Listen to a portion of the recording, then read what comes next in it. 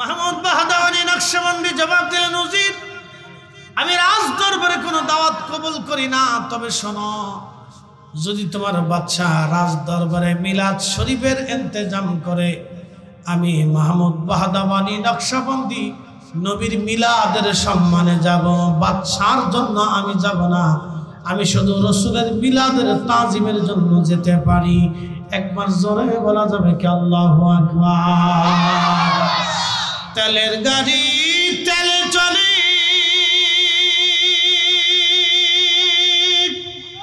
হাওয়ার গাড়ি হাওয়ায় উড়ে, বিনা তেলে চালাই গাড়ি নবী সুলাইমান, আমরা সেই মুসলমান। কথা বলে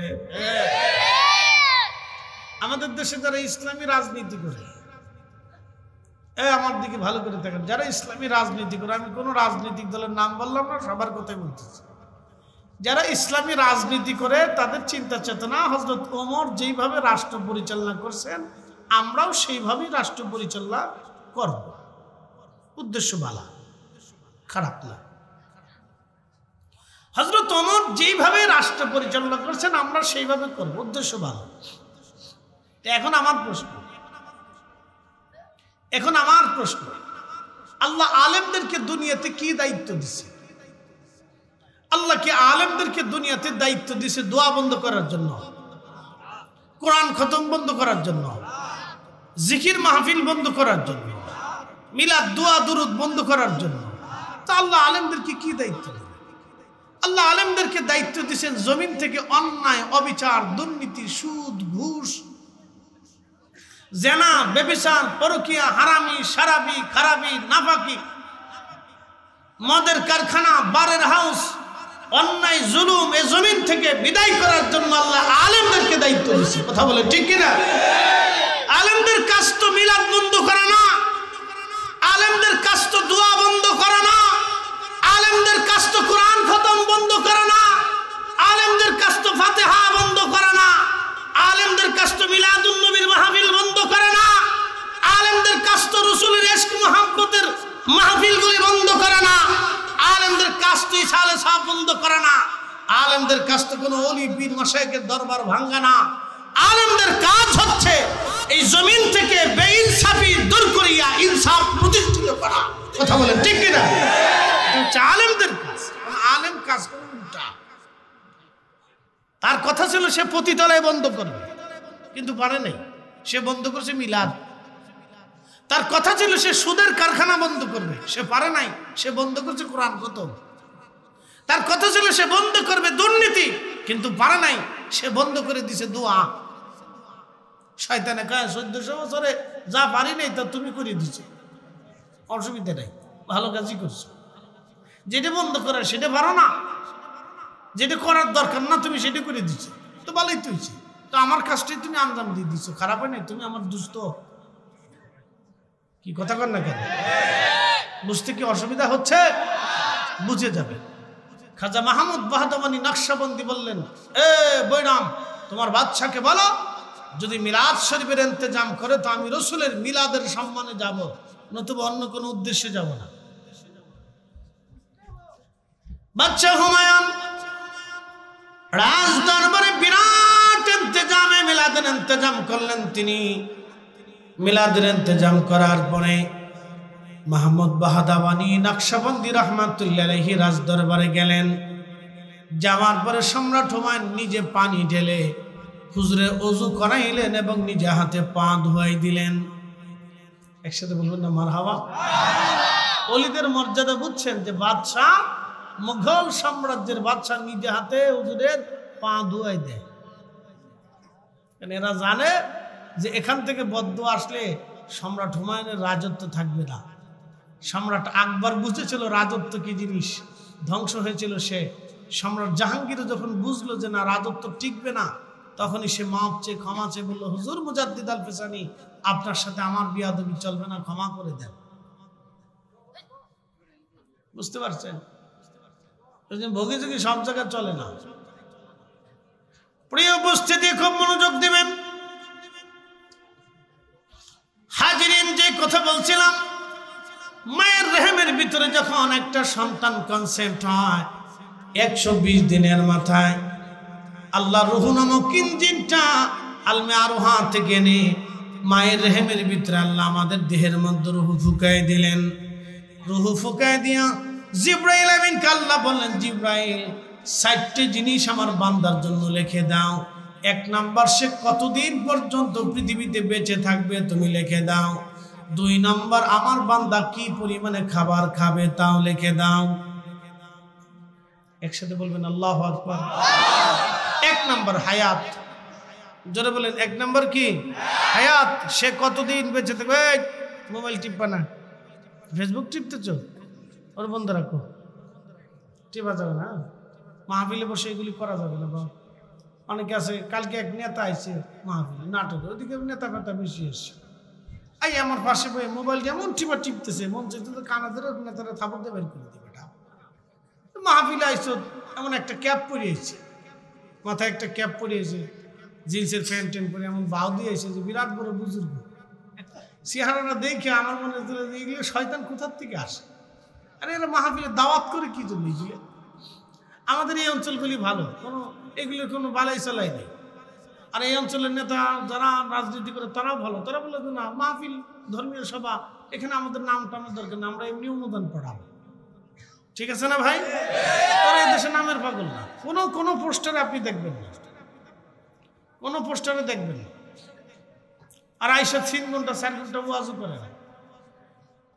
কালকে নাটোরে এক নেতা ওয়াজ ধরছে, আধা ঘন্টা আমার বসায় রেখে ওয়াজ করতেছে, আধা ঘন্টা। আমি চিন্তা করলাম যে বাপরে বাপ, এত বড় বুজুর্গ থাকতে তাহলে আমাদের ওয়াজের দরকার কি? রাজনীতিবিদরা এত বড় বুজুর্গ কবে থেকে হইল? কি চিন্তা করতে পারছেন? কবরের ওয়াজ করতেছে, কবরে চলে যেতে হবে, মরে যেতে হবে। আমি মনে মনে হাসি, বাপরে বাপ, এই চিন্তা যদি রাজনীতিবিদদের থাকতো তাহলে আমার দেশের এত টাকা চুরি হওয়ার কথা না।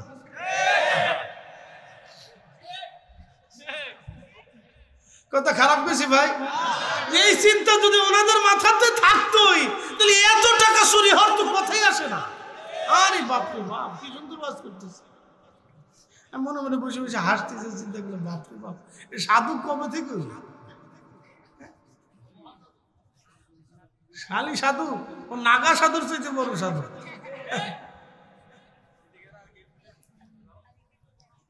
তো প্রিয় উপস্থিতি, এগুলো দুঃখজনক কথা আর কি বার বলবো।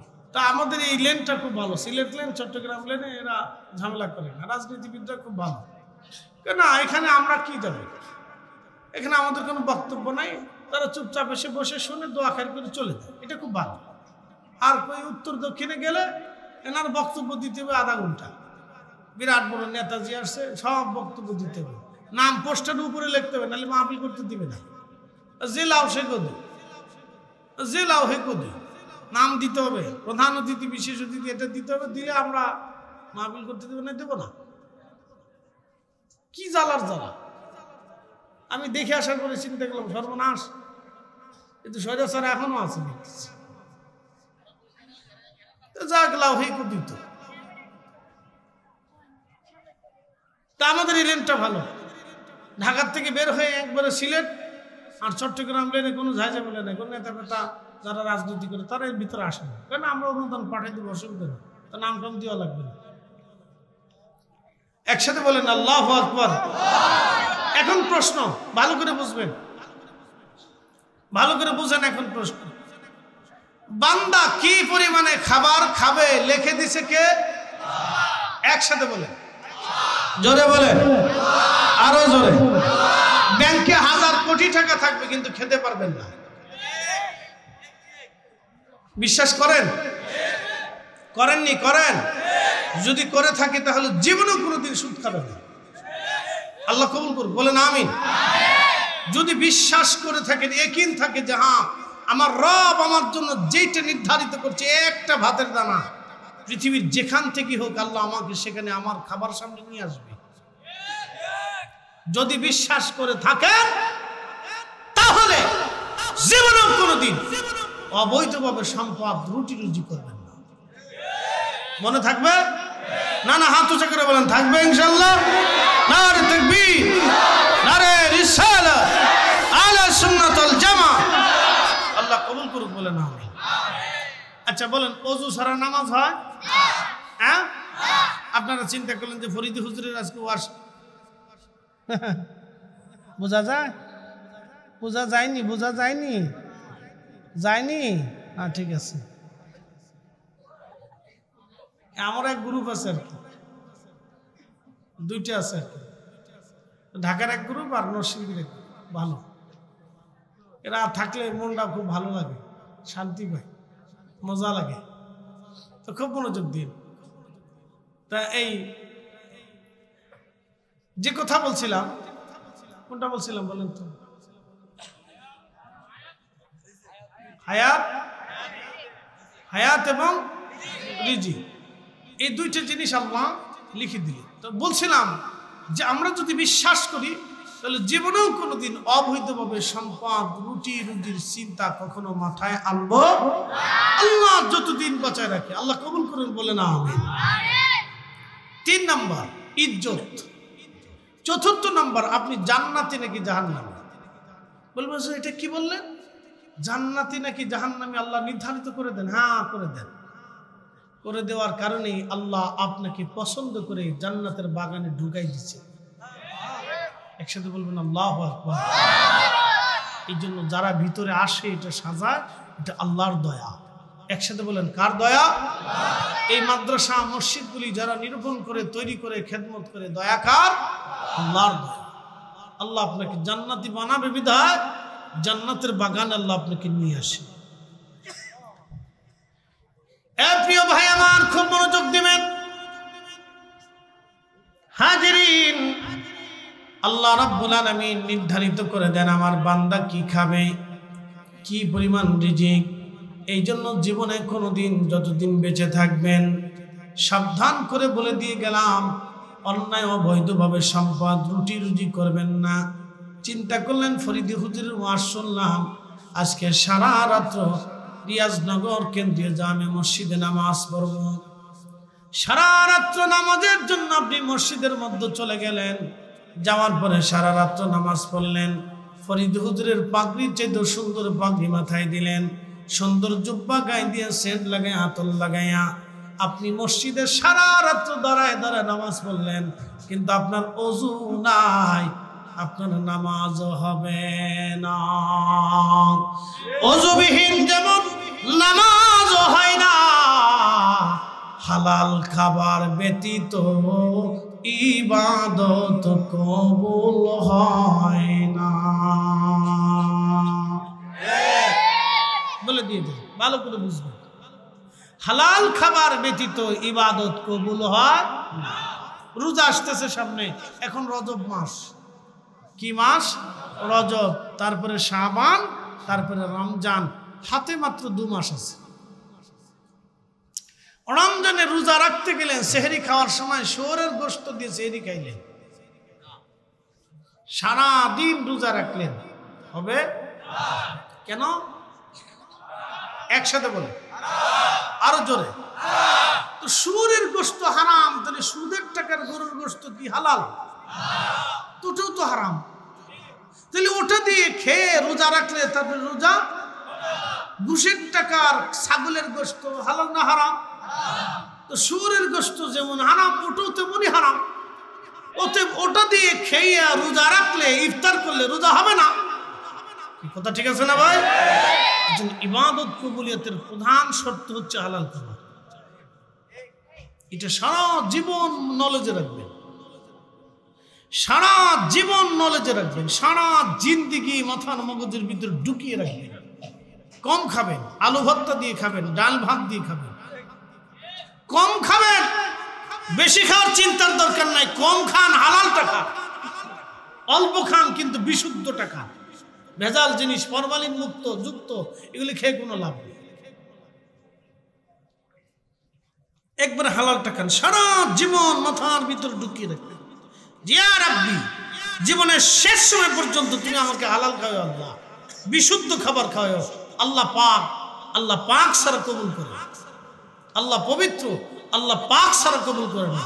আমার রসুল পাক, রসুল পবিত্র ছাড়া কবুল করে না। এই জন্য যে বেটা গোসল করে না, পেশাব করে পানি লয় না, কোনটা মোষ কোনটা দাড়ি, কিছু সে জানে না, আবার নাম দিছে শাহসুফি। সে জীবনে কোনোদিন শাহসুফি হতে পারে না, এটা শাহ শয়তান। এই সমস্ত শয়তান মরে যাওয়ার পরে এই কবরের উপরে একটা গম্বুজ বানাই দিয়ে মাজার অমুক ফকির শাহ অমুক ফকির শাহ, এগুলি বাইরে সোজা করার দরকার। কথা বলেন ঠিক কিনা?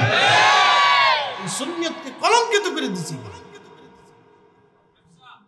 ফকির একটা মরে গেছে, সারা জীবন তাবিজ কবজ করছে, ও তাবিজ কবজ করতো কুফরি কালাম দিয়ে। এই কোন মুসলমান যদি কুফরি কালাম করে, ও মুসলমান থাকে না, ও কাফের হয়ে যায়। ওর জানাজা দেওয়া ঠিক না, ওর কবর দেওয়া ঠিক না। কথা কর না কেন? ও মুসলমান থাকে না। কোন মুসলমান ফকির যদি কুফরি কালাম করে, সে আর মুসলমান থাকে না, ও কাফের হয়ে যায়। একটা কথা মনে রাখবেন, আল্লাহ পাক রসুল পাক, আল্লাহ পাক ছাড়া রসুল পাক ছাড়া কখনো কবুল করে না। প্রিয় রিয়াজনগরবাসী, খুবই মনোযোগের সাথে কথাগুলি শুনে যাবেন। আজ যেই কথাগুলি বললাম এগুলি কাজের কথা, মনোযোগের সাথে কথাগুলি আমলে পরিণত করবেন। আল্লাহ তৌফিক দিক, সকলে বলেন আমিন। একদিন মাটির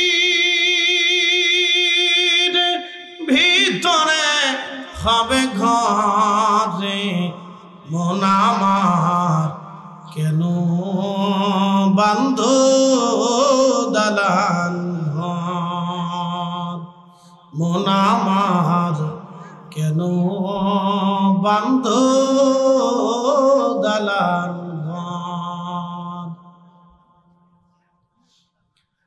রাজনগরবাসী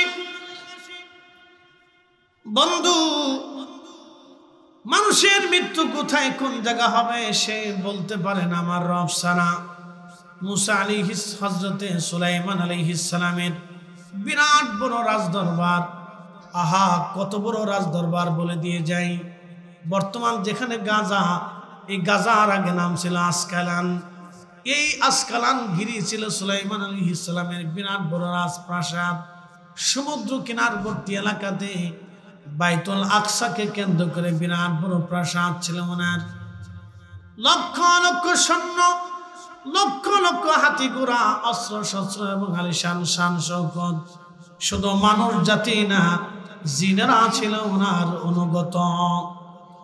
350 মানুষ মন্ত্রী এক পাশে থাকতো, 350 জিন মন্ত্রী এক পাশে থাকতো। সারা পৃথিবীর বাদশাহী আল্লাহ তাকে দিয়েছিলেন। আর একটা তক্ত আল্লাহ দিয়েছিলেন, এত বড় তক্ত। এই তক্তের ভিতরে সৈন্য সামন্ত নিয়া লক্ষ লক্ষ উর্দুম্বা গুধা মানে গরু গাধা নিয়া, হাতি নিয়ে, সৈন্য সামন্ত, অস্ত্র শস্ত্র নিয়ে, খাবার দাবার নিয়ে তিনি বিরাট বড় এই তক্তের উপরে চড়ে বাতাসকে বলতেন, বাতাস তক্ত উঠাও। এই বিরাট তক্তখানা সিংহাসনখানা উঠাইয়া বাতাস উড়িয়ে সারা পৃথিবী ঘুরে ঘুরে সুলাইমানকে নিয়ে আসতো।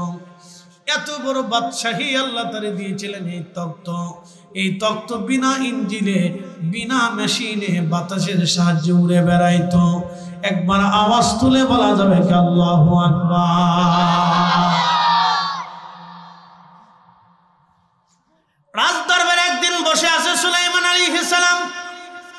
ইমাম আহমদ ইবনে হাম্বল কিতাবুজ জুহুদের মধ্যে লেখেন, সে সময় বসে আছেন, এমন সময় আজরাইল আলাইহিস সালাম আসছে। আজরাইল আলাইহিস সালাম এসে রাজদরবারে ঢুকে একটা যুবকের দিকে তীক্ষ্ণ নজরে তাকানো আছেন, একেবারে তীক্ষ্ণ নজর। তো যুবকের ভয় ভয় লাগতেছিল। আজরাইল চলে গেলেন। যুবকটা হুজুর সুলাইমান আলাইহিস সালামকে বলতেছিলেন, আল্লাহর নবী আমাকে এই মুহূর্তে বাতাসের সাহায্যে হিন্দে পাঠিয়ে দেন। বলে বেটা হিন্দে তুমি কি করবা? বলে হুজুর না, এখনই আপনি হিন্দে আমাকে পাঠিয়ে দেন। যুবকটা হিন্দে যাওয়ার জন্য তাড়না করতে লাগলো, তাড়না। যুবক হিন্দে যাওয়ার জন্য তাড়না করতে লাগলো। সুলাইমান আলাইহিস সালাম বললেন, যুবক তাহলে তোমাকে হিন্দে পাঠাচ্ছি। বর্তমান যেটা হিন্দুস্তান, এটার আগে নাম ছিল হিন্দ। হিন্দু কোনো ধর্ম না, সনাতন হচ্ছে ধর্মের নাম, হিন্দ হচ্ছে এই অঞ্চলের নাম। এই অঞ্চলকে হিন্দ বলা হতো প্রাচীনকালে। বুঝতে পারতেছেন, কিতাব জুহুদে হাদিসে এইভাবে আসছে, যুবক বলতেছে আমাকে হিন্দে পাঠান। তো সুলাইমান বললেন হিন্দে কি করবে? বলে হুজুর আমাকে হিন্দে যেতেই হবে। তো বাতাস দিয়ে তাকে হিন্দে পাঠানো হবে। তো আজরাইল আলাইহিস সালাম হিন্দে তার জান কবজ করলেন। একসাথে বলবেন আল্লাহু আকবার।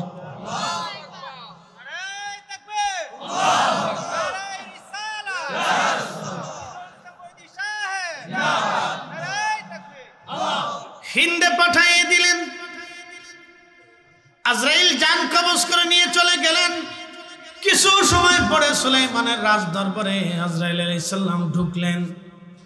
সুলাইমান বললেন, আজরাইল একটা বিষয় বুঝলাম না, আপনি একজন যুবকের দিকে তীক্ষ্ণ নজরে তাকানো কেন ছিলেন?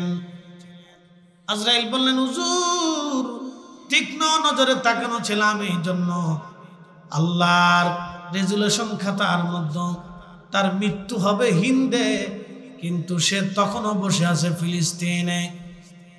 আমি চিন্তায় পড়ে গেলাম, এই মুহূর্তে সে হিন্দে কি করে যাবে, অথচ কিছু সময় পরে সে হিন্দে মারা যাবে। আল্লাহর কুদরতের অপরিসীম কুদরতের দিকে নজর করে আমি এই যুবকের দিকে তীক্ষ্ণ নজরে তাকায়া আল্লাহর কুদরতের চিন্তা করতেছিলাম। কিন্তু আপনি যে তাকে বাতাসের মাধ্যমে হিন্দে পাঠাবেন, এই বিষয়টা আমার কখনোই জানা ছিল না। এটা আমার আল্লাহ একমাত্র জানতেন। একবার জোরে বলা যাবে কি আল্লাহু আকবার। ওয়া মা তাদরি নাফসুম বিআইয়ি আরদিন তামুত।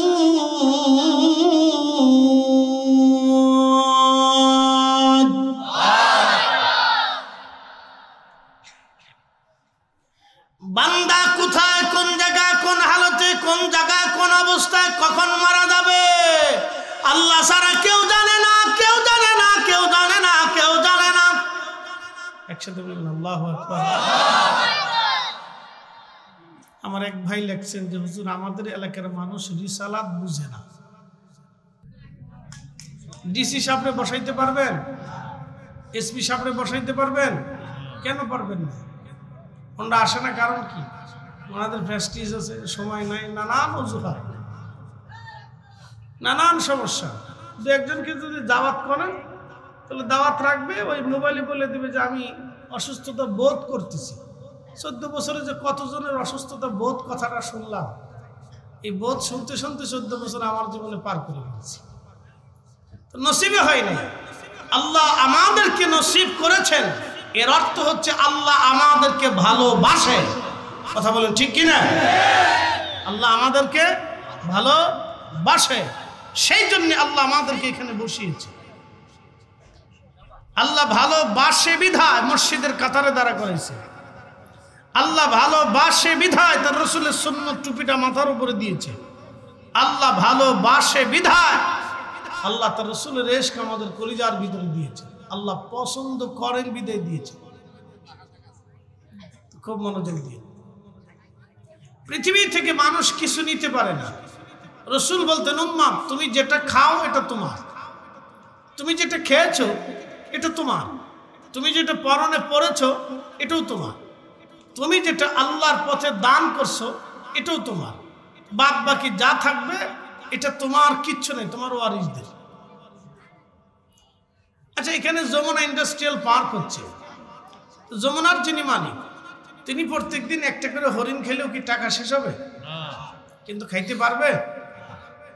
কথা বল না কেন, পারবে? আমাদের লিমিট কত? খাবারের লিমিট হাফ কেজিও পারি না, 1 পোয়া চালির ভাত, এর বেশি খাওয়ার সুযোগ নেই। আপনি হাজার হাজার কোটি টাকার মালিক হলেও ওটাই। এর অর্থ কি? এর অর্থ হচ্ছে আল্লাহর সিদ্ধান্তের বাহিরে আপনি একটা ভাতের দানা বেশি খেতে পারবেন না। কথা বলেন ঠিক কিনা? আল্লাহর সিদ্ধান্তের বাহিরে আপনি আমি একটা দানা ভাতের দানা বেশি খেতে, বিশ্বাস আছে? না না, জোরে বলেন আছে। থাকার পরে মানুষ সুদ কেমনে খায় বলেন আপনি? জোরে বলেন। থাকার পরেও মানুষ সুদ কিভাবে খায় বলুন? তাহলে ওই সুদের টাকাটা তার কি কাজে লাগবে? কোনো কাজে লাগে না। একটা কাজে লাগছে যে ওই সুদের টাকাটা তাকে জাহান্নাম পর্যন্ত নেবে। কথা ঠিক আছে না ভাই? ওই ঘুষের টাকাটা তাকে জাহান্নাম পর্যন্ত নিয়ে যাবে, এর বেশি আর কিছু করার নেই। তার এই অর্থটা তাকে জাহান্নামের দিকে নিয়ে যাবে। বাইরে দাঁড়ালে সে তা আমি কি দৌড় করে ধরে নিয়ে আসবো?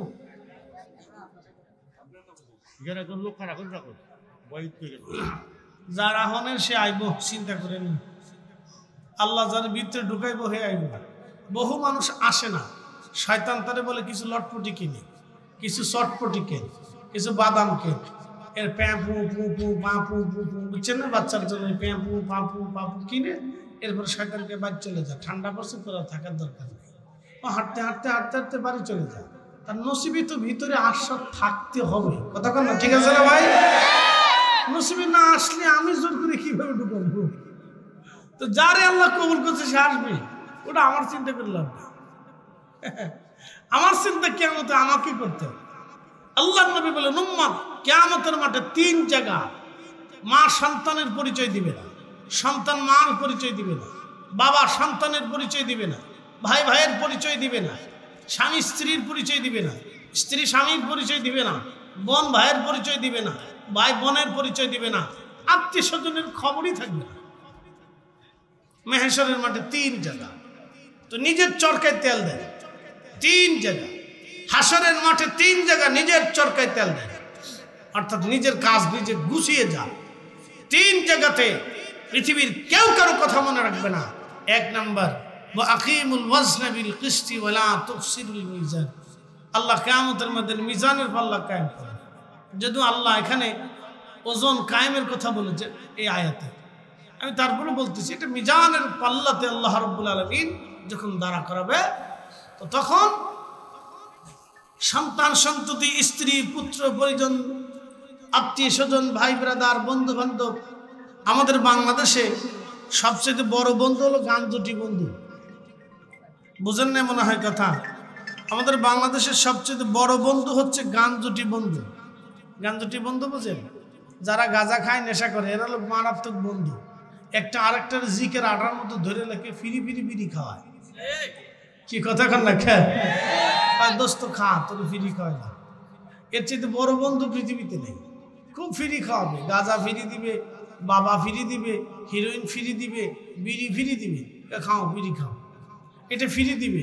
কিন্তু 10 টাকা মসজিদে দিতে চায় না। গাঁজা ফিরি খাওয়াবে কিন্তু 10 টাকা মসজিদে দিবে না। বিড়ি ফিরি দিবে, খান 2টা খান, খান বিড়ি খান, খান খাইব, কিন্তু মসজিদে 10 টাকা দেবে না। খুব মনোযোগ দিন। এরা হচ্ছে সবচেয়ে মারাত্মক বন্ধু। কিয়ামতের ময়দানে এই মারাত্মক বন্ধু সেই দিন শত্রুতে পরিণত হবে। নবী বললেন 3 জায়গায়। 1 নম্বর মিজানের পাল্লার কাছে কোটি কোটি মানব জাতি সিরিয়াল করে দাঁড়িয়ে থাকবে। আল্লাহ মিজানের পাল্লায় ওজন মাপতে থাকবেন, কার নেকি আর গুনাহ ওজন হবে বেশি হবে। ঠিক ওই মুহূর্তে তাম সৃষ্টির মানুষগুলি পেরেশান হয়ে যাবে, অস্থির হয়ে যাবে, না জানি তার নেকের পাল্লা হালকা হয়ে যায় কিনা। সুপ্রিম কোর্টের শেষ বেঞ্চ প্রধান বিচারপতি কোনো মামলার রায় যদি দিতে থাকে, তাহলে দেখবেন মৃত্যুদণ্ডপ্রাপ্ত আসামি যারা মার্ডার টাটার করছে, খুন খারাপি করছে, তাদের কলিজার ভিতরে 1.5 পার্সিয়া চলে। এর অর্থ হচ্ছে এই লাস্ট বেঞ্চে প্রধান বিচারপতি রায় দিচ্ছে, এই রায়ের পরে আর কোনো বাংলাদেশের আইনে রায় নেই। অতএব এখানেই তার হায়াত মৃত্যু নির্ধারিত হচ্ছে। তার রায় হবে হয় মৃত্যুদণ্ড, না হয় যাবজ্জীবন। সে তখন মা ভুলে যায়, সন্তান ভুলে যায়, আত্মীয় স্বজন ভুলে যায়, কাউকে মনে রাখে না। ব্যারিস্টার এসে বলে, মক্কেল আমি আমার জীবনের সর্বোচ্চ চেষ্টা দিয়ে আপনাকে এই আদালত থেকে নিষ্ক্রিয় করার চেষ্টা করেছি, এখন রায়টা প্রধান বিচারপতি দিবে, এখানে আমার কোনো হাত নেই, আমার কোনো হাত নেই, প্রধান বিচারপতি রায় দিবে। তখন সে খুব পরেশানির মধ্যে থাকে। কি হবে তার, কি হবে তার, কি রায় হবে তার? কিয়ামতের ময়দানে আরো বিভীষিকাময় হবে। সেই দিন চিন্তিত থাকবে কি হবে, তার ওজন কি হালকা হবে নাকি না গুনার পাল্লা ভারী হবে। রাসূল বলেন উম্মত এই জায়গা সে আর কারো কথাই মনে রাখতে পারবে না। নিজের চরকায় তেল দেয়, নিজেরটা নিজে নিয়ে কবরে যাবে। প্রিয় রিয়াজনগরবাসী খুব মনোযোগ দেবেন, মা বোনেরা কথাগুলি শুনে যাবেন। বাবাজি আমার, নিজের জিনিস নিজেকে কবরে নিয়ে যাওয়া বুদ্ধিমানের কাজ। আল্লাহ বললেন ইয়া আইয়ুহাল্লাযীনা আমানু লা তুলহিকুম আমওয়ালুকুম ওয়ালা আওলাদুকুম আন যিকরিল্লাহ।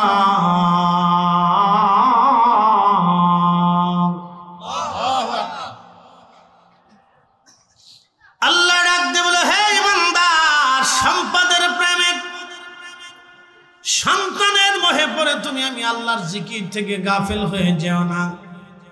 যদি গাফিল হও ومن يفعل ذلك فأولئك هم الخاسرون।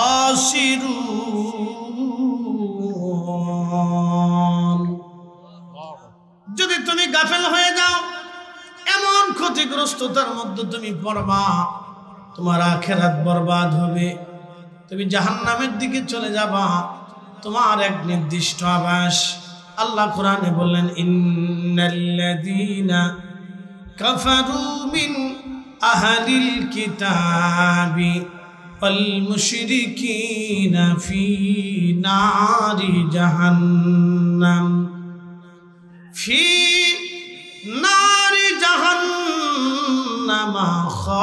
খালিদিনা ফিহা।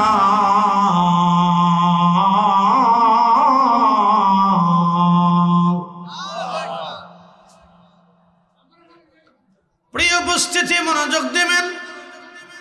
রব্বুল আলামিন কোরআনে বললেন নিশ্চয় যারা কাফির এবং অবিশ্বাসী খালিদিনা ফিহা ফি নারি জাহান্নাম, তারা জাহান্নামের মধ্যে চলে যাবে, চিরদিন তারা জাহান্নামে থাকবে। ওই জাহান্নাম থেকে তারা কোনোদিন বের হতে পারবে না। ও রাজনগরবাসী মনোযোগ দিবেন। রব্বুল আলামিন আমাদের জন্য জাহান্নাম সৃষ্টি করেছেন। প্রশ্ন রাখবেন ফরিদি হুজুর জাহান্নাম তো দেখলাম না। এখন আমি যদি প্রশ্ন করি বাইরে, আপনি জাহান্নাম দেখেন না বিদায় বিশ্বাস করেন না, কিন্তু আপনি কি মায়ের পেটের মধ্যে ছিলেন? এই দৃশ্যটা কি আপনার মনে আছেনি? আপনি কি ওইখানটার জগৎ আপনি দেখেছেননি? মায়ের রেহেমের ভিতরে কি করেছিলেন আপনি 4 মাস 3 মাস অথবা 4.5 মাস? আপনি কি করেছিলেন অথবা 6 মাস? মায়ের রেহেমের মধ্যে আপনি কি করেছিলেন আপনার জানা নাই। আপনি কি করেছিলেন আপনার বুঝ নাই, মনে নাই, আপনি দেখেন নাই। কিন্তু রব্বুল আলামিন মায়ের রেহেমে আপনার খাবার দিল, পানি দিল, অক্সিজেন দিল। আল্লাহ সবই মায়ের রেহেমে আপনার জন্য বরাদ্দ করে দিয়েছে। একবার জোরে বলা যাবে কি আল্লাহু আকবার? এই কথা শুনে যাবেন, খুব ভালো করে শুনবেন, এগুলো বুঝের কথা। মায়ের রেহেমে আপনার পুষ্টি দিছে কে? একসাথে বলেন না, জোরে বলেন। মায়ের রেহেমে আপনার অক্সিজেন দিছে কে? তো যে রব মায়ের রেহেমে আপনার খাবার, অক্সিজেন, পুষ্টি, রক্ত, পানি দিতে পারে, সে রব কি আপনার জন্য দুনিয়াতে খাবার বরাদ্দ করে নাই? কি কথা কন না কেন? করে নাই? যদি করে থাকে তাহলে আরেকজনের খাবারে হাত দেন কেন? কি কথা কন না কেন? যদি বরাদ্দ করে থাকে তাহলে আপনি সুদ খান কেন? যদি বিশ্বাস করে থাকেন যে আমার রব আপনাকে বরাদ্দ করছে, বরাদ্দ তো করেই, তো মায়ের রেহেমে তো ডাক্তার বরাদ্দ করে নাই। মায়ের রেহেমে তো আপনার মা বরাদ্দ করে নাই। আপনার মায়ের রেহেমের ভিতরে আপনার অক্সিজেন পৃথিবীর কোনো ডাক্তার দেয় নাই, কোনো গাইনি বিশেষজ্ঞ দেয় নাই। রব আপনার জন্য অক্সিজেন, হাইড্রোজেন, নাইট্রোজেন, পানি, স্বাস্থ্য, পুষ্টি, ক্যালসিয়াম, চোখ, নাক, হাত, কান সব আল্লাহ আপনাকে দিয়েছে মায়ের রেহেমের ভিতরে। তো আল্লাহ এত কিছু মার রেহেমে দিল, দুনিয়াতে পারে না? দুনিয়াতেও আল্লাহ দেয়। তো এত কিছু আল্লাহ দেওয়ার পরও আপনি কেন সুদ খান বলেন তো? প্রশ্ন আসে না? এগুলো আমাদের বুঝের কথা। প্রিয় ভাই আমার, এগুলো বুঝে যাওয়াটা জরুরি। আপনি আল্লাহকে যেইভাবে বিশ্বাস করবেন, আপনার রব আপনার সাথে সেইভাবে ব্যবহার করবে। প্রিয় উপস্থিতি, হাজিরিন, খুব মনোযোগ দিয়ে কথাগুলি শুনবেন। মার রহমের ভিতরে রব্বুল আলামিন আমাদেরকে সৃষ্টি করলেন। আল্লাহ বলেন, সুম্মা জাআলা নাসলাহু মিন সুলালাতিন মিন মাইন মাহিন।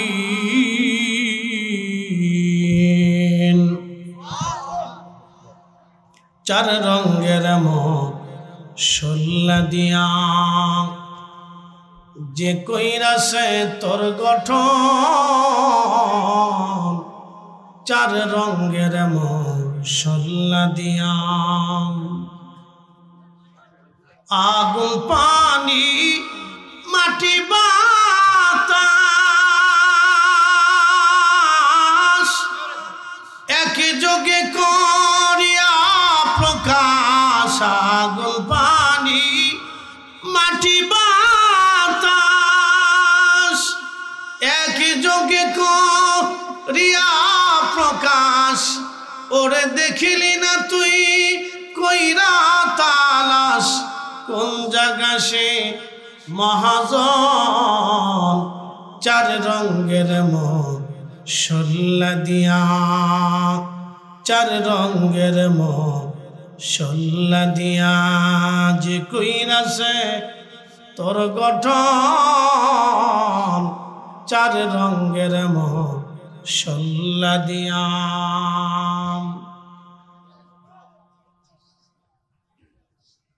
রাজনগরবাসী মনোযোগ দিবেন।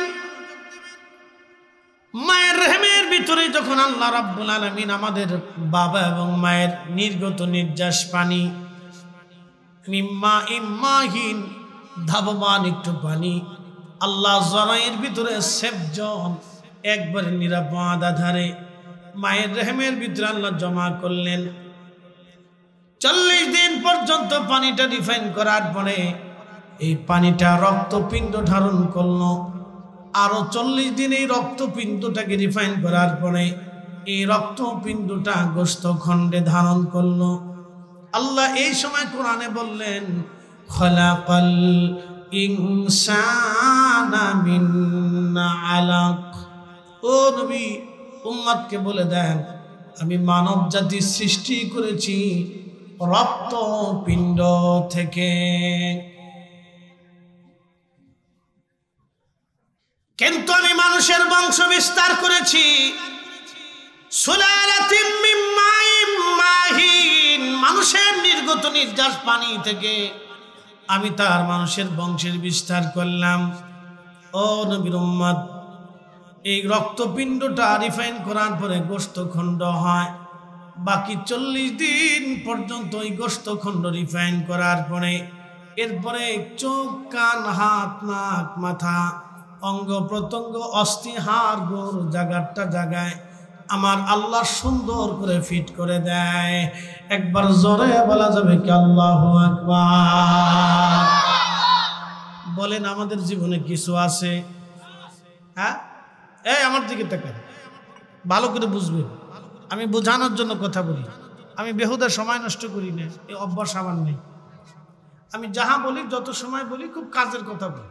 বেকাজ হওয়া কাজ, কু কাজ, এগুলো আমার কাছে নেই, এগুলো পাবেন না। যত সময় কথা বলবো, 6 ঘন্টা বলি 6 ঘন্টাই।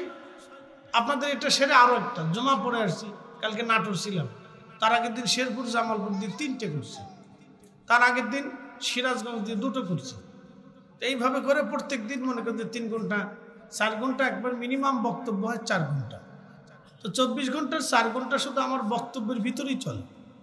আর 3টে 4টে 5টা যেদিন মাহফিল হয় সেদিন তো মনে করেন 7-8 ঘন্টা আমার বক্তব্য চলে। 8 ঘন্টায় আমি কাজের কথা বলি, বেকাজের কথা বলি না। এত সময় হাতে নেই, আমি 8 ঘন্টাই কাজের কথা বলি। আল্লাহ আমার একটা ব্রেন দিয়ে দিচ্ছে, খুব সুস্থ ব্রেন, একবারে টাটকা সাজকা, কোনো ভোগিযোগী নেই ব্রেনের ভিতরে, ইনশাল্লাহ, আল্লাহর দয়া। তো খুব মনোযোগ দিয়ে কথা, খুব ইম্পর্টেন্ট, গুরুত্বপূর্ণ। যাহা বলিব সত্য বলিব, সত্য বলিবই তো, মিথ্যা বলিব না। আদালতের মতো যাহা শুনবেন খুব সূক্ষ্মভাবে শুনে যাবেন। প্রিয় ভাই আমার, যে মাটির উপরে বসে আছি আমাদের সবাইকে মাটির নিচে চলে যেতে হবে। কথা ঠিক আছে না ভাই? একবারে চিরসত্য। দুটো জিনিস নিতেই হবে, এক নম্বরে ইমান, দুই নম্বরে আমল। তা ইমান খারেজি, রাফিজি, শিয়া, মুতাজিলা, জবরিয়া, আজারিয়া, বাজারিয়া, লামাজাবি, ফাজাবি, আবিজাবি এদের মতো ইমান নিলে হবে না। ইমান নিতে হবে এই যে 360 আউলিয়ার এক আউলিয়া যেখানে যে ইমান নিয়ে আকীদা নিয়ে বিশ্বাস ঘুমিয়েছে, ওনাদের ইমান আকীদা নিয়ে আমাদেরকে কবরে যেতে হবে। কথা বল ঠিক কিনা? এই আকীদার নাম আহলে সুন্নাত ওয়াল জামাত। জোরে বলেন আহলে সুন্নাত ওয়াল জামাত। আমি আহলে সুন্নাত ওয়াল জামাতের এত দলিল দেব না, শুধু দুইটা থিম চিন্তা দিয়ে যাই। এক নম্বরে চিন্তা করবেন যে হুজুর গাউসে পাক ওলি হইলেন কোন আকীদা? শেষ। তিনি আল্লাহর ওলি হয়েছেন, মঞ্জুরিয়ত পেয়েছেন কোন বিশ্বাসে? আমাদের দেশে হিন্দু আছে না ভাই? হিন্দু কয়দিন আগে খবরে দেখলাম নাগা সাধুরা বলছে আমরা বাংলাদেশ 24 ঘন্টায় দখল করব। নাগা সাধু, বুঝতে পারছেন? বুঝেন, নাগা সাধুরা বলছে আমরা বাংলাদেশ 24 ঘন্টায় দখল করব। অর্থাৎ নাগারা ল্যাংটা থাকে। কি বুঝলেন আপনারা? ল্যাংটারা বলে আমাদের 24 ঘন্টায় আমাদের দেশ দখল করবে। বুঝতে পারছেন? ওরা জানে না যে আমাদের দেশের কিছু পোলাপান সাইডে দিলে ও ল্যাংটা ব্যাংটা ফিটিয়ে চামড়া উঠিয়ে ওরা পোশাক পরে দেওয়া হবে। বাটাম চালার শুধু চালান, আমরা যুদ্ধ করে লাগতো না, আমরা পোলাপান ছেড়ে দিলেই চালাই। কি কথা কর না কেন? ওই আগা নাগা ল্যাংটা ব্যাংটা, এই স্যাংটা ব্যাংটা এগুলো বাইরে ফিটে চামড়া উঠাইয়া ওখানে আমরা সুন্দর করে ওই চামড়া দিয়ে পোশাক পরাই দিই। কথা বুঝতে পারতেছেন? নাগারা হচ্ছে ল্যাংটা থাকে। আচ্ছা আপনাদেরকে বলি, এই ব্যক্তি সারা জিন্দিগি ল্যাংটা থাকে, কাপড় চোপড় পরে না। হ্যাঁ, তার সামনে বেডিরা যায় সেজদায় পরে রয়েছে, এর মেশিন পত্র বেরিয়ে দিয়েছে। বুঝতে পারছেন? হ্যাঁ, তার সামনে যায় বেডিরা সেজদাত পরে রয়েছে। এই ল্যাংটা নাগা সাধু বলে দেয়। এরা সবসময় উলঙ্গ থাকে, শীতকালে উলঙ্গ, গরমে উলঙ্গ, ল্যাংটা ফ্যাংটা ঘুরে বেড়ায়। আপনি চিন্তা করেন। আচ্ছা বলেন তো, সারা জীবন ল্যাংটা থেকে আল্লাহ পাওয়া যায়, সে কি খোদা পাবে? আচ্ছা, সনাতনীদের বিশ্বাস হচ্ছে তাদের বিদ্যার জন্য আলাদা একটা দেবতা আছে, সেই দেবতার নাম সরস্বতী। সেই জন্য তারা সরস্বতীর পূজা করে। সনাতনীদের আর একটা বিশ্বাস হচ্ছে তারা ঘরে কল্যাণের জন্য তারা লক্ষ্মীর পূজা করে। লক্ষ্মী তাদের একটা দেবতা। সরস্বতীদের আর একটা দেবতা আছে কৃষ্ণ, আর এক দেবতা আছে ওই আপনার গণেশ, আর একটা আছে কার্তিক, আর একটা আছে আপনার কি বলে দুর্গা, আর একটা আছে কালী, তারপরে আপনার মনসা, এরপরে শিব। এরকম অনেক দেবতা তাদের। একটা একটা হতে হতে হতে হতে 33 কোটি দেবতায় তারা বিশ্বাসী। আচ্ছা বলেন, তারা সারা জীবন দেবতার সামনে মাথা নত করলে কি আল্লাহ পাবে? যারা বলেন পাবে। কারণ কি? তার বিশ্বাস সঠিক না। তো ঠিক যেই বিশ্বাসে, যেই আকীদা খাজা আজমেরি রাহমাতুল্লাহ আলাইহি আনার সাগরের পানি একটা লুটার ভিতরে এনে এ জাতিকে দেখিয়ে দিয়েছিলেন, দেখা আমি তামাম আনার পানি একটা লুটার ভিতরে এনে দেখিয়ে দিলাম যে আমার রব এক, আমার আল্লাহ সত্য, আমার রসুল সত্য, আমি যেই কালেমা সেই কালেমাই ঠিক। অতএব তিনি যেই বিশ্বাসে ঘুমিয়েছেন, এই বিশ্বাসের নাম আহলে সুন্নাত ওয়াল জামাত। একবার কথা ক্লিয়ার, কোনো দলিলা দিল্লা লাগতো না। একবার এর হচ্ছে 7টা দলিল পৃথিবীতে, আর কিছু নাই। কি কথা ঠিক আছে না ভাই? অনেকেই বলবো আহলে সুন্নাত ওয়াল জামাত কি, এটা আবার কোন দল কোন দল? আপনি এখন দল তালাশ করবেন কেন? আহলে সুন্নাত ওয়াল জামাত কোনো রাজনীতি করে না। পৃথিবীর কোনো ওলি আল্লাহ কোনোদিন ক্ষমতা মসনদের জন্য বসে থাকে না। যদি মসনদের পাগল হইতো তাহলে শাহজালাল ইয়ামিনী সেকেন্দারে বলতো তুমি দিল্লি চলে যাও, মসনদ আমি চালাবো। খাজা বাবা আজমিরি মোহাম্মদ ঘুরির বলতো তুমি ওই চলে যাও পাঞ্জাবে, আমি মসনদ চালাবো।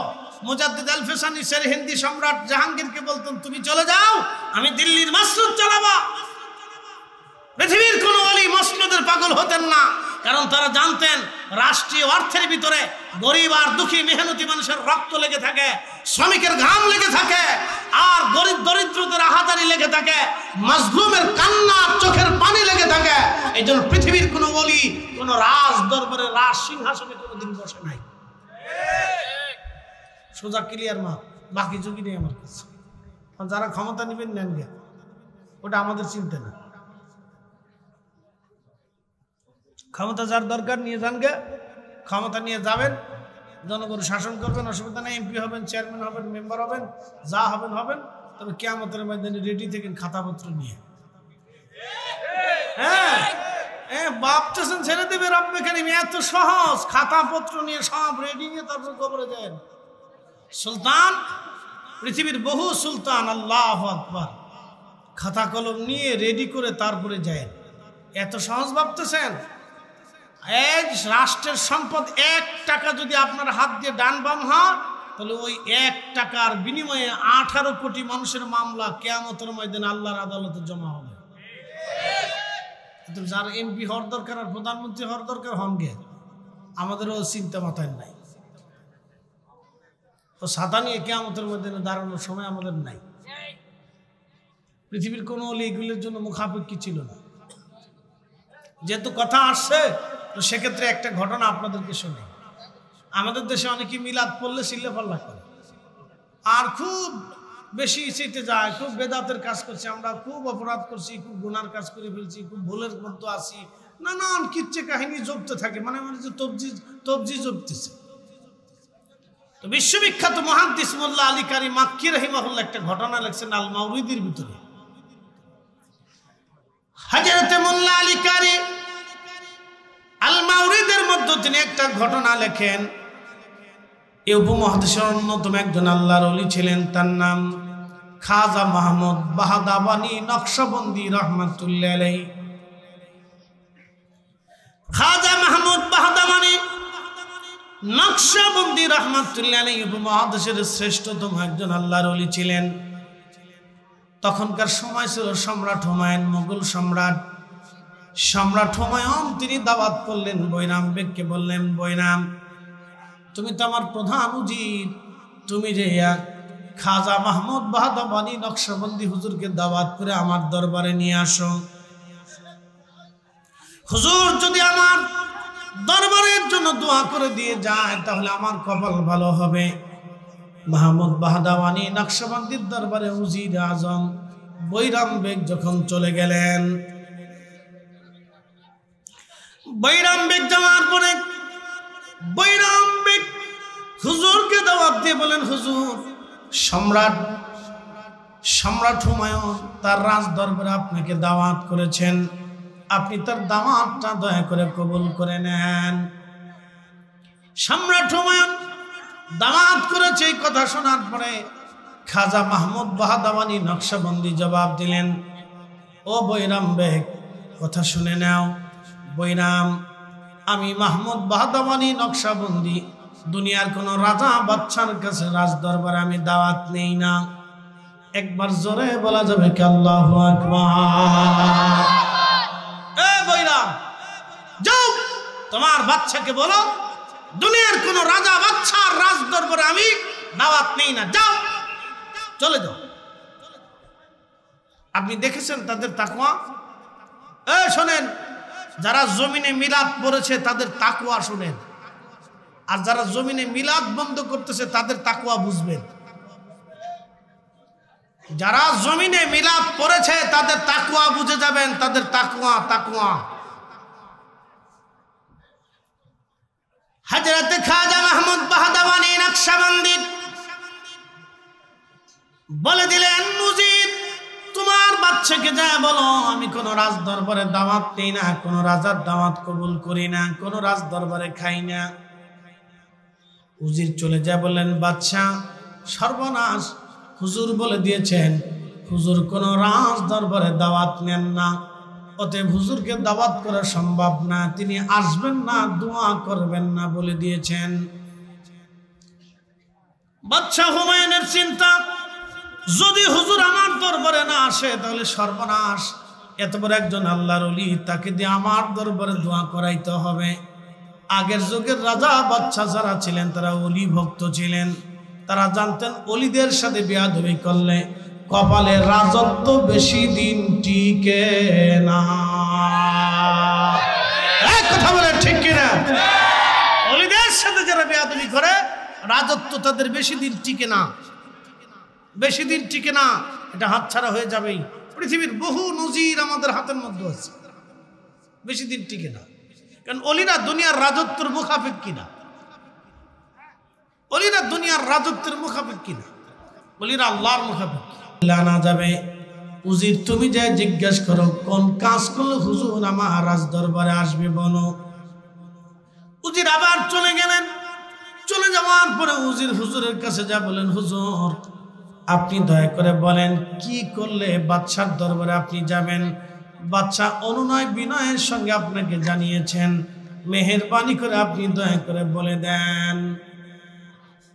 মাহমুদ বাহাদাওয়ানি নকশবন্দি জবাব দিলেন, উজির আমি রাজ দরবারে কোনো দাওয়াত কবুল করি না, তবে শোনো যদি তোমার বাদশা রাজ দরবারে মিলাদ শরীফের ইন্তজাম করে, আমি মাহমুদ বাহাদাওয়ানি নকশবন্দি নবীর মিলাদের সম্মানে যাব, বাদশার জন্য আমি যাব না, আমি শুধু রসুলের মিলাদের তাজিমের জন্য যেতে পারি।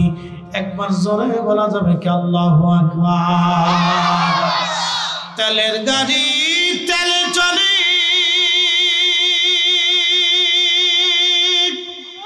হাওয়ার গাড়ি হাওয়ায় উড়ে, বিনা তেলে চালাই গাড়ি নবী সুলাইমান,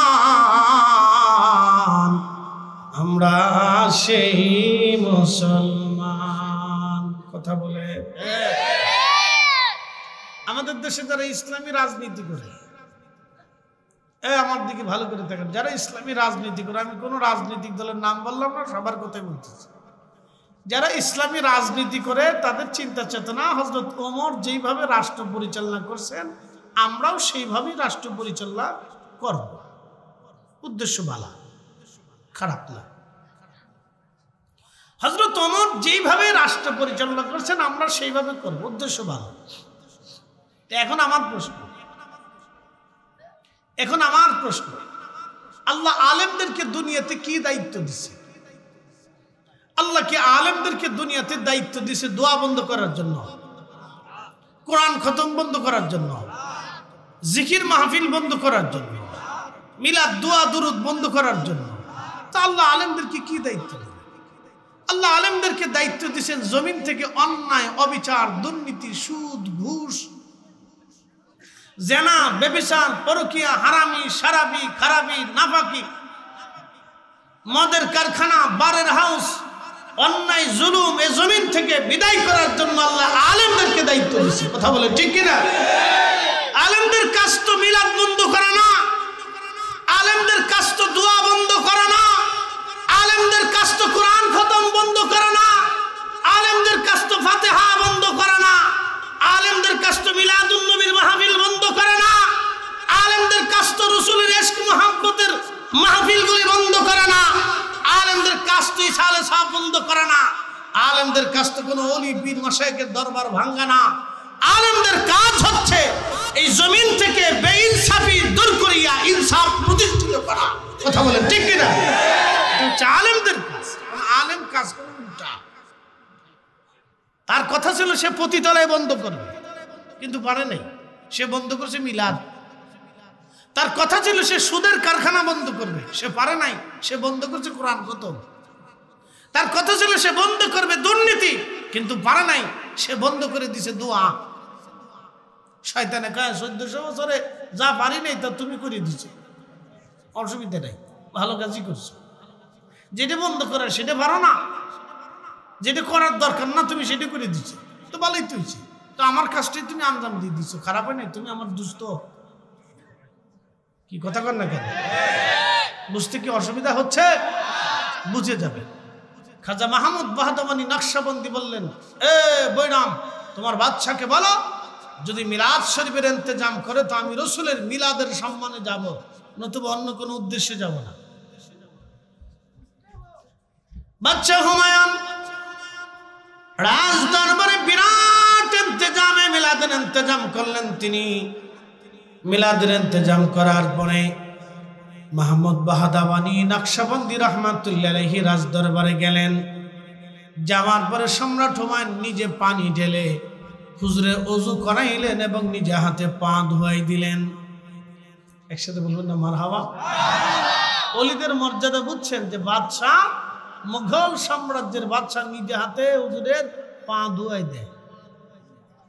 এরা জানে যে এখান থেকে বদদুয়া আসলে সম্রাট হুমায়ুনের রাজত্ব থাকবে না। সম্রাট আকবর বুঝেছিল রাজত্ব কি জিনিস, ধ্বংস হয়েছিল সে। সম্রাট জাহাঙ্গীর যখন বুঝলো যে না রাজত্ব টিকবে না, তখনই সে মাপ চেয়ে ক্ষমা চেয়ে বললো, হুজুর মুজাদ্দিদ আল ফেসানি, আপনার সাথে আমার বিয়াদবি চলবে না, ক্ষমা করে দেন। বুঝতে পারছেন? ভোগে যোগে সব জায়গায় চলে না। প্রিয় উপস্থিতি, খুব মনোযোগ দিবেন। হাজিরিন, যে কথা বলছিলাম, মায়ের রেহেমের ভিতরে যখন একটা সন্তান কনসেপ্ট হয়, 120 দিনের মাথায় আল্লাহ রুহ নামক ইঞ্জিনটা আলমে আরোহা থেকে নে মায়ের রেহেমের ভিতরে আল্লাহ আমাদের দেহের মধ্যে রুহ ফুকাই দিলেন। রুহ ফুকাই দিয়া জিব্রাইল আমিনকে আল্লাহ বললেন, জিব্রাইল 60টি জিনিস আমার বান্দার জন্য লিখে দাও। 1 নাম্বার, সে কতদিন পর্যন্ত পৃথিবীতে বেঁচে থাকবে তুমি লিখে দাও। 2 নাম্বার, আমার বান্দা কি পরিমাণে খাবার খাবে তাও লিখে দাও। একসাথে বলবেন আল্লাহু আকবার। 1 নাম্বার হায়াত, জোরে বলেন 1 নাম্বার কি? হায়াত। সে কতদিন বেঁচে থাকবে? মোবাইল টিপবা না, ফেসবুক টিপতেছ, ওর বন্ধ রাখো, টিপা যাবে না, মাহফিলে বসে এগুলি করা যাবে না।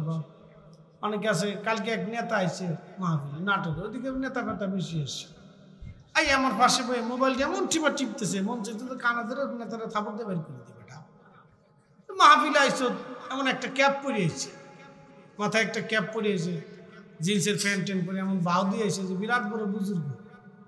চেহারাটা দেখে আমার মনে হচ্ছিল যে এগুলো শয়তান কোথার থেকে আসে। আরে এরা মাহফিলে দাওয়াত করে কি জন্য? এগুলো আমাদের এই অঞ্চলগুলি ভালো, কোনো এগুলোর কোনো বালাই চালাই নেই। আর এই অঞ্চলের নেতা যারা রাজনীতি করে তারাও ভালো, তারা বলে না মাহফিল ধর্মীয় সভা, এখানে আমাদের নাম টানার দরকার না, আমরা এমনি অনুদান পড়াবো। ঠিক আছে না ভাই? তারা এই দেশে নামের পাগল না। কোনো পোস্টারে আপনি দেখবেন না, কোনো পোস্টারে দেখবেন না। আর আইসা 3 ঘন্টা 4 ঘন্টা ওয়াজও করে না। কালকে নাটোরে এক নেতা ওয়াজ ধরছে, 1/2 ঘন্টা আমার বসায় রেখে ওয়াজ করতেছে, 1/2 ঘন্টা। আমি চিন্তা করলাম যে বাপরে বাপ, এত বড় বুজুর্গ থাকতে তাহলে আমাদের ওয়াজের দরকার কি? রাজনীতিবিদরা এত বড় বুজুর্গ কবে থেকে হইল? কি চিন্তা করতে পারছেন? কবরের ওয়াজ করতেছে, কবরে চলে যেতে হবে, মরে যেতে হবে। আমি মনে মনে হাসি, বাপরে বাপ, এই চিন্তা যদি রাজনীতিবিদদের থাকতো তাহলে আমার দেশের এত টাকা চুরি হওয়ার কথা না।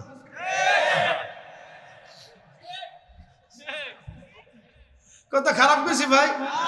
এই চিন্তা যদি ওনাদের মাথাতে থাকতোই তাহলে এত টাকা চুরি হওয়ার তো কথাই আসে না। আরে বাপরে বাপ, কি সুন্দর ওয়াজ করতেছে। আমি মনে মনে বসে বসে হাসতেছে, চিন্তা করলাম বাপরে বাপ, সাধু কবে থেকে হইল? শালি সাধু, ও নাগা সাধুর চাইতে বড় সাধু।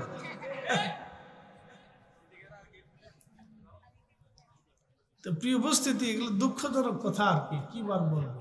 তা আমাদের এই লেনটা খুব ভালো, সিলেট লেন, চট্টগ্রাম লেনে এরা ঝামেলা করে না, রাজনীতিবিদরা খুব ভালো। কেন এখানে আমরা কি যাবো? এখানে আমাদের কোনো বক্তব্য নাই, তারা চুপচাপ এসে বসে শুনে দোয়া খায়ের করে চলে যায়, এটা খুব ভালো। আর কই উত্তর দক্ষিণে গেলে এনার বক্তব্য দিতে হবে 1/2 ঘন্টা। বিরাট বড় নেতাজি আসছে, সব বক্তব্য দিতে হবে, নাম পোস্টারের উপরে লিখতে হবে, নাহলে মাহফিল করতে দিবে না। যে লাও সে কদু, যে লাও হে কদু, নাম দিতে হবে, প্রধান অতিথি বিশেষ অতিথি এটা দিতে হবে, দিলে আমরা মাহফিল করতে দেবো না, দেবো না। কি জ্বালার জ্বালা! আমি দেখে আসার পরে চিন্তা করলাম সর্বনাশ, কিন্তু স্বৈরাচার এখনো আছে, যাক লাও হে কদু। তো তা আমাদের এই লেনটা ভালো, ঢাকার থেকে বের হয়ে একবারে সিলেট আর চট্টগ্রাম লেনে কোনো ঝাঁঝা বলে নেই, কোনো নেতা ফেতা যারা রাজনীতি করে তারা এর ভিতরে আসে না। কেন আমরা অনুদান পাঠাই দেবো, অসুবিধা নেই, তার নাম টাম দেওয়া লাগবে না। একসাথে বলেন আল্লাহু আকবার। এখন প্রশ্ন, ভালো করে বুঝবেন, ভালো করে বুঝেন। এখন প্রশ্ন, বান্দা কি পরিমাণে খাবার খাবে লিখে দিছে কে?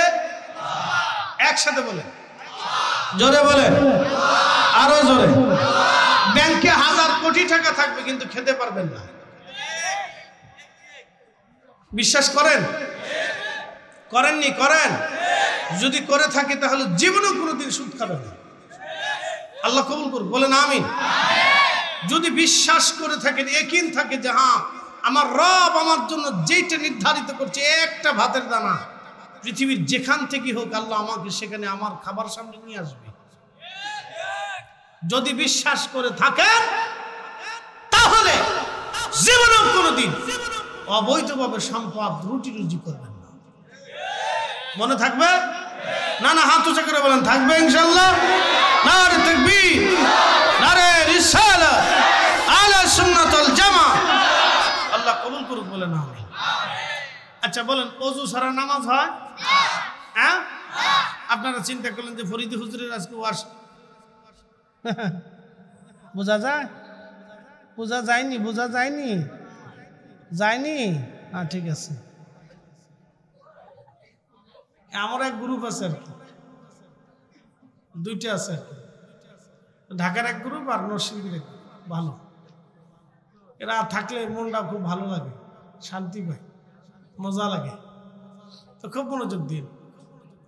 তা এই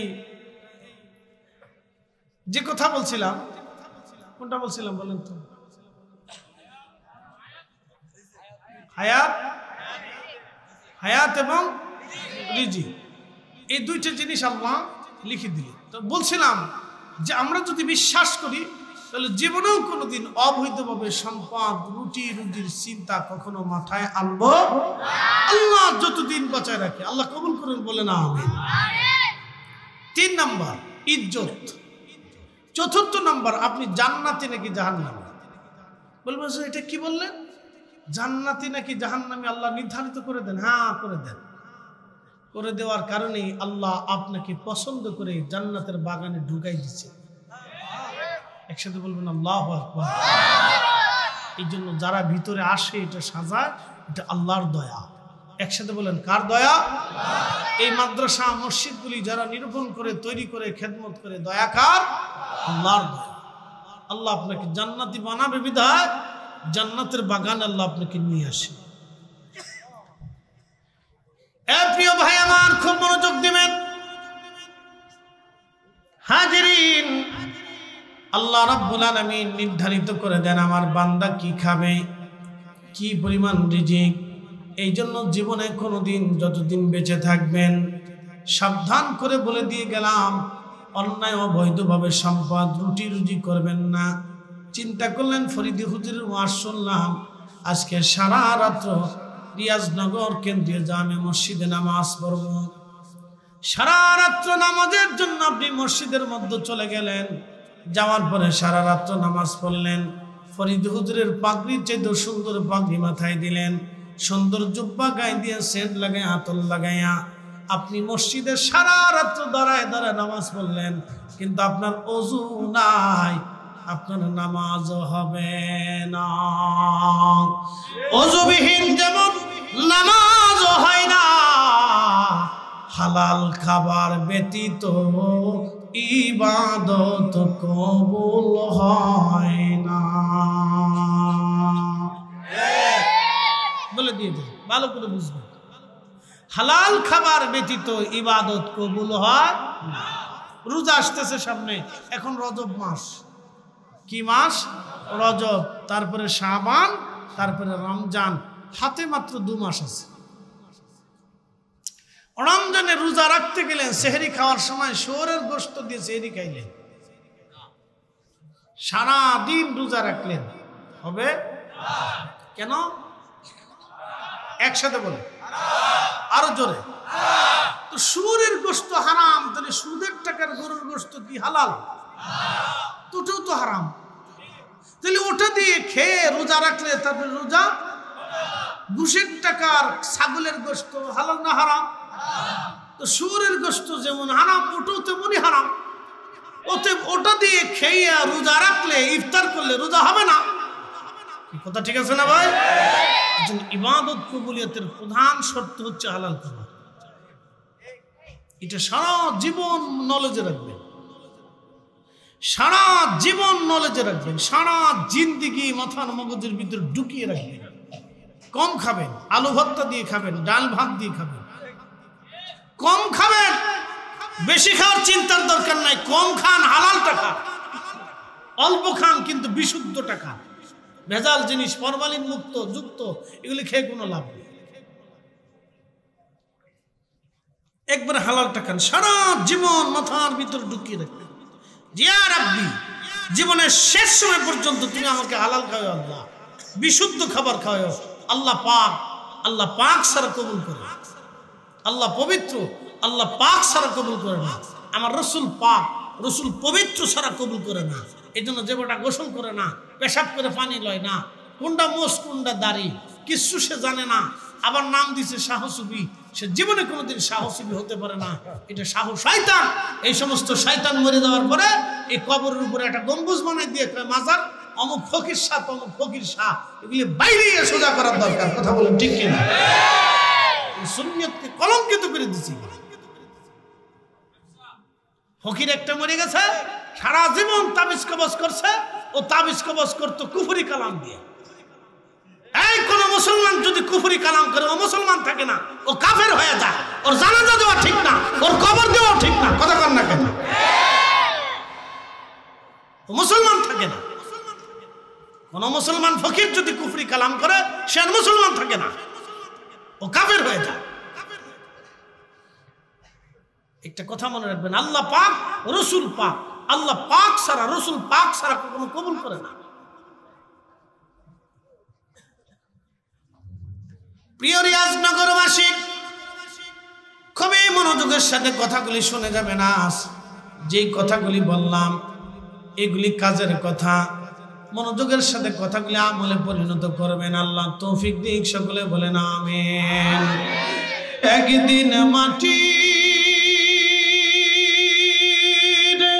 ভিতরে হবে ঘরে, মন আমার কেন বান্ধ দালান ঘর, মন আমার কেন বান্ধ দালান ঘর। রাজনগরবাসী বন্ধু, মানুষের মৃত্যু কোথায় কোন জায়গা হবে সে বলতে পারে না আমার রব ছাড়া। মুসা আলাইহিস, হযরতে সুলাইমান আলাইহিস সালামের বিরাট বড় রাজদরবার, আহা কত বড় রাজদরবার বলে দিয়ে যাই। বর্তমান যেখানে গাজা, এই গাজার আগে নাম ছিল আসকালান। এই আসকালান ঘিরে ছিল সুলাইমান আলাইহিস সালামের বিরাট বড় রাজপ্রাসাদ। সমুদ্র কিনারবর্তী এলাকাতে বাইতুল আকসাকে কেন্দ্র করে বিরাট বড় প্রাসাদ ছিল ওনার। লক্ষ লক্ষ সৈন্য, লক্ষ লক্ষ হাতি ঘোড়া, অস্ত্র শস্ত্র এবং আলিশান শান শৌকত। শুধু মানুষ জাতি না, জিনেরা ছিল ওনার অনুগত। 350 মানুষ মন্ত্রী এক পাশে থাকতো, 350 জিন মন্ত্রী এক পাশে থাকতো। সারা পৃথিবীর বাদশাহী আল্লাহ তাকে দিয়েছিলেন। আর একটা তক্ত আল্লাহ দিয়েছিলেন, এত বড় তক্ত। এই তক্তের ভিতরে সৈন্য সামন্ত নিয়া, লক্ষ লক্ষ উর্দুম্বা ঘাড়া গুধা মানে গরু গাধা নিয়া, হাতি নিয়ে, সৈন্য সামন্ত অস্ত্র শস্ত্র নিয়ে, খাবার দাবার নিয়ে তিনি বিরাট বড় এই তক্তের উপরে চড়ে বাতাসকে বলতেন, বাতাস তক্ত উঠাও। এই বিরাট তক্তখানা, সিংহাসনখানা উঠাইয়া বাতাস উড়িয়ে সারা পৃথিবী ঘুরে ঘুরে সুলাইমানকে নিয়ে আসতো। এত বড় বাদশাহী আল্লাহ তারে দিয়েছিলেন এই তক্ত। এই তক্ত বিনা ইঞ্জিনে, বিনা মেশিনে বাতাসের সাহায্যে উড়ে বেড়াইতো। একবার আওয়াজ তুলে বলা যাবে কি আল্লাহু আকবার।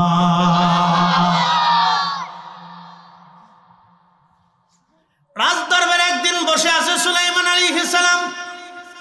ইমাম আহমদ ইবনে হাম্বল কিতাবুজ জুহুদের মধ্যে লেখেন, সে সময় বসে আছেন, এমন সময় আজরাইল আলাইহিস সালাম আসছে।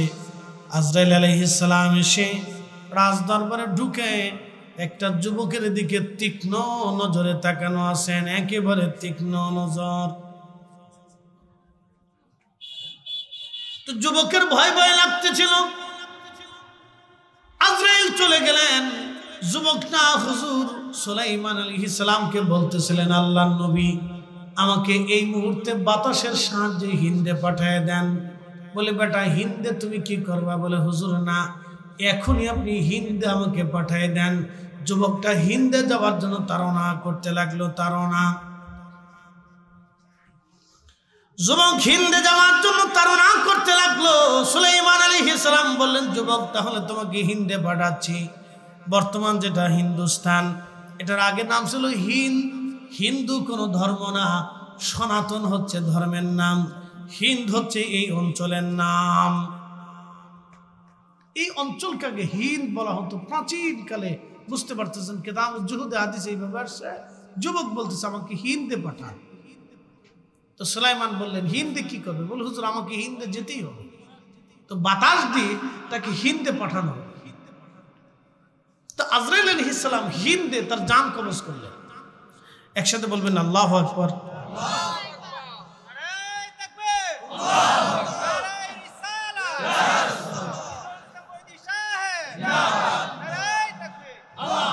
হিন্দে পাঠিয়ে দিলেন। আজরাইল জান কবজ করে নিয়ে চলে গেলেন। কিছু সময় পরে সুলাইমানের রাজ দরবারে আজরাইল আলাইহিস সালাম ঢুকলেন। সুলাইমান বললেন, আজরাইল একটা বিষয় বুঝলাম না, আপনি একজন যুবকের দিকে তীক্ষ্ণ নজরে তাকানো কেন ছিলেন? আজরাইল বললেন, হুজুর তীক্ষ্ণ নজরে তাকানো ছিলাম এই জন্য, আল্লাহর রেজুলেশন খাতার মধ্যে তার মৃত্যু হবে হিন্দে, কিন্তু সে তখনও বসে আছে ফিলিস্তিনে। আমি চিন্তায় পড়ে গেলাম, এই মুহূর্তে সে হিন্দে কি করে যাবে, অথচ কিছু সময় পরে সে হিন্দে মারা যাবে। আল্লাহর কুদরতের অপরিসীম কুদরতের দিকে নজর করে আমি এই যুবকের দিকে তীক্ষ্ণ নজরে তাকায়া আল্লাহর কুদরতের চিন্তা করতেছিলাম। কিন্তু আপনি যে তাকে বাতাসের মাধ্যমে হিন্দে পাঠাবেন, এই বিষয়টা আমার কখনোই জানা ছিল না। এটা আমার আল্লাহ একমাত্র জানতেন। একবার জোরে বলা যাবে কি আল্লাহু আকবার। ওয়া মা তাদরি নাফসুম বিআইয়ি আরদিন তামুত।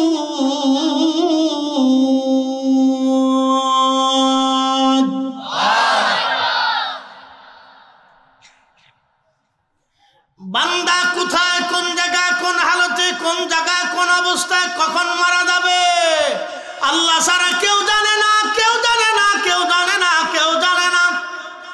একসাথে বলবেন আল্লাহু আকবার।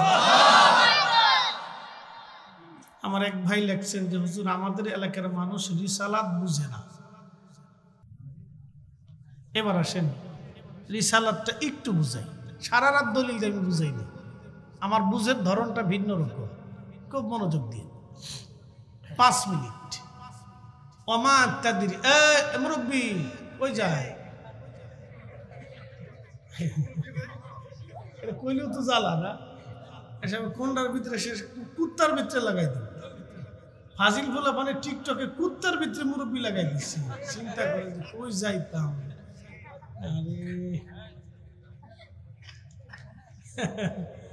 বাংলাদেশের মতো মানুষ আমি পৃথিবীর কোথাও আছে আমি দেখিনি।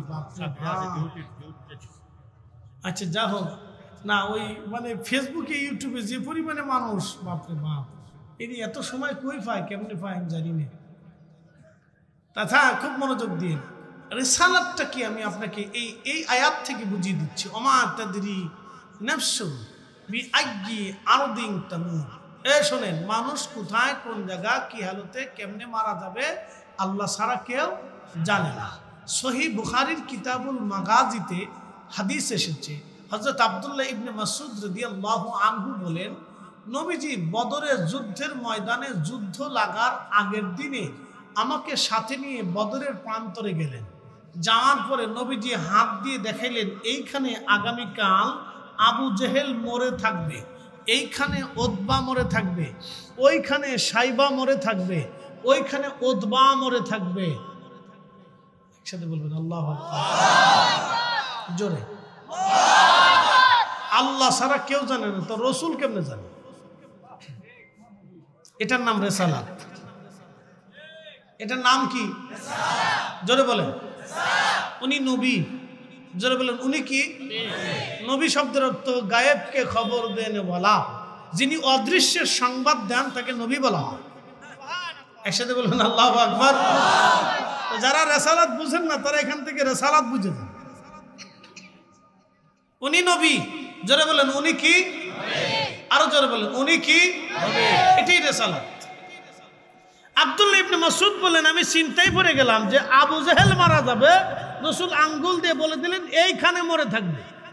ঠিকানা বলে দিলেন, স্থান নির্ধারিত করে আঙ্গুল দিয়ে বলে দিলেন এখানে মরবে, এখানে উতবা মরবে, ওখানে সাইবা মরবে, ওখানে মুগিরা মরবে।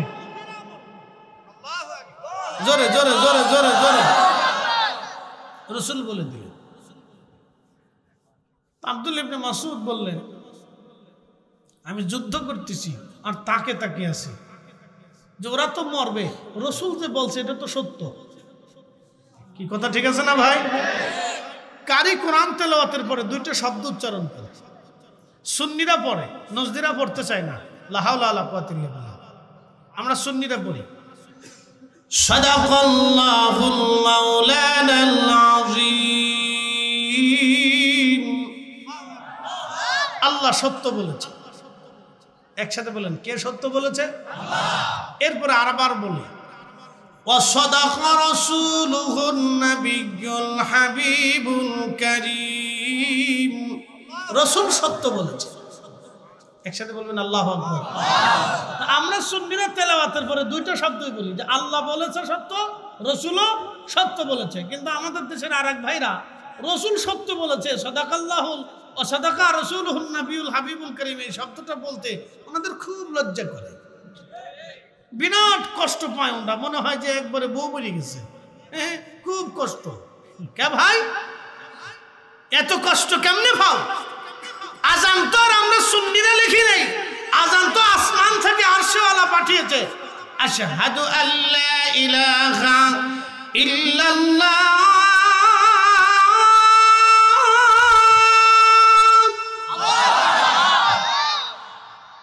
আশহাদু আন্না মুহাম্মাদার রাসূলুল্লাহ।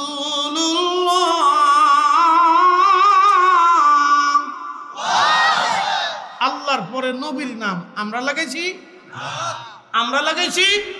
কে লাগাইছে? তো আল্লাহর নামের পরেই রাসূলের নাম আজানে একামতে আল্লাহ নিজে সেট করে ফিট করে দুনিয়াতে পাঠাই দিয়ে বলল, এ বান্দা, কিয়ামত পর্যন্ত পৃথিবী থাকবে আর কিয়ামত পর্যন্ত মসজিদ থাকবে। মসজিদে ঢোকার আগে আমি আল্লাহর নামের পরে আমার রাসূলের নাম লাগাইয়া আজান দেওয়াইয়া মুসলমানদেরকে শুনাইয়া তারপরে মসজিদে ঢুকাবা। এটাই রিসালাত। কথা বুঝেন নাই? আল্লাহর পরে নবী, এটাই রিসালাত। আল্লাহর পরে কি? জোরে বলেন, আল্লাহর পরে কি? আল্লাহর পরে কি? নারে তাকবীর, নারে রিসালাত। আল্লাহর পরে রাসূল। আমরা খুব বেদাত করে ফেলছি, ওনাদের কাছে আমরা খুব অপরাধ করে ফেলছি। এটা সব অসুস্থতা। কি কথা কন না কেন? এগুলো কি অসুস্থতা? এটা অসুস্থতা, এটা এক ধরনের বেমার। এটার বেমার ধরছে এটা। প্রিয় উপস্থিতি, এগুলি এক ধরনের অসুস্থতা।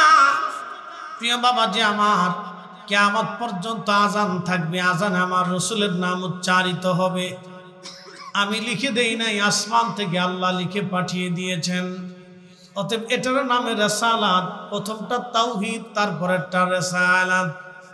একটা কথা মনে রাখবেন, কোরআন আল্লাহ বলে দিলেন, মাইয়ুতি'র রাসূলা ফাকাদ আতা আল্লাহ। নবী উম্মতকে জানায় দেন, চূড়ান্ত ভাবে বলে দেন, আপনি নবী মানলে আল্লাহ মানা হবে।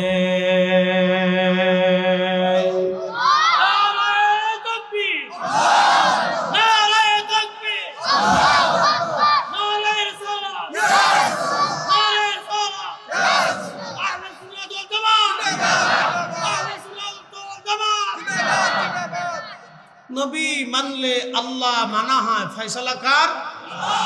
আমাদের। প্রিয় উপস্থিতি, এটাই রেসালাত।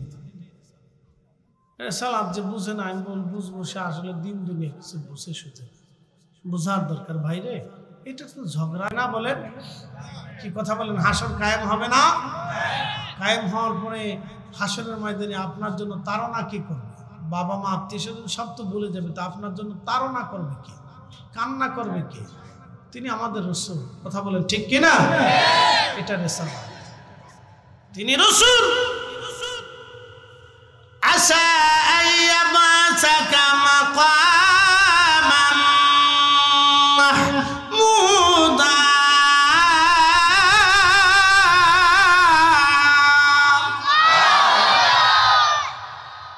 আরশে মুআল্লাতে আল্লাহ বসে থাকবে, আল্লাহ ডান পাশে রাসূলের জন্য আল্লাহ আসন বরাদ্দ করে।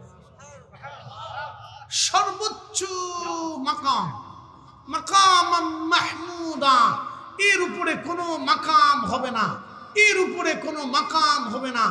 সর্বোচ্চ মাকামের অধিকারী আমার রাসূল। এটা রিসালাত। আপনি বুঝে যাবেন, এটা তো ঈমানের সাবজেক্ট, ঈমানের অবিচ্ছেদ্য একটা পাঠ। লা ইলাহা ইল্লাল্লাহ মুহাম্মাদুর রাসূলুল্লাহ সাল্লাল্লাহু আলাইহি ওয়াসাল্লাম, ঈমানের অবিচ্ছেদ্য পাঠ রিসালাত। রিসালাত যদি কেউ না বুঝে, লা ইলাহা ইল্লাল্লাহ সে বুঝবে না। রিসালাত যদি কেউ না বুঝে, তাহলে হাসর বুঝবে না। রিসালাত যদি কেউ না বুঝে, তাহলে দুনিয়া আখিরাত বুঝবে না। আরে সাহাবে কিরাম আগে রিসালাত বুঝেছিলেন, আগে নবী চিনেছিলেন। আবু বকর নবী চিনে আল্লাহ চিনেছেন। কোন সাহাবী আগে আল্লাহ চিনে নাই, আগে নবী চিনেছেন। আপনি দেখেন তো সাহাবীদের জীবনীতে, আগে সাহাবে কিরাম রাসূল চিনেছেন, আল্লাহ চিনে নাই। কোন সাহাবী, কোন সাহাবী আল্লাহ আছে এটা বুঝতোই না, জানতোই না। তারা রাসূল দেখে আল্লাহ চিনেছে। কথা ঠিক আছে না ভাই? তারা রাসূল দেখে আল্লাহ চিনেছে। এটার নাম রিসালাত। বুঝতে হবে, এটি ঈমানের অবিচ্ছেদ্য পাঠ, ঈমানের এক অবিচ্ছেদ্য পাঠ। এটাকে যদি আপনি বিচ্ছিন্ন করেন, তো আপনার কিচ্ছু নেই, আপনার কিচ্ছু নেই। এই জন্য শানে রিসালাতটাকে গুরুত্ব দিতে হবে আপনাদের জীবনে। সময় সংক্ষিপ্ততা, আর একটা আছে, ধরতে হবে। আমি শেষ করে দিব, আমার পরে ফারুকী সাহেব আছেন, চমৎকার তকরীর করবেন। চলে যাবেন আপনারা মনে হয় না, কি বলেন ভাই? মাদ্রাসার জন্য একটু তামারকের ব্যবস্থা করছে।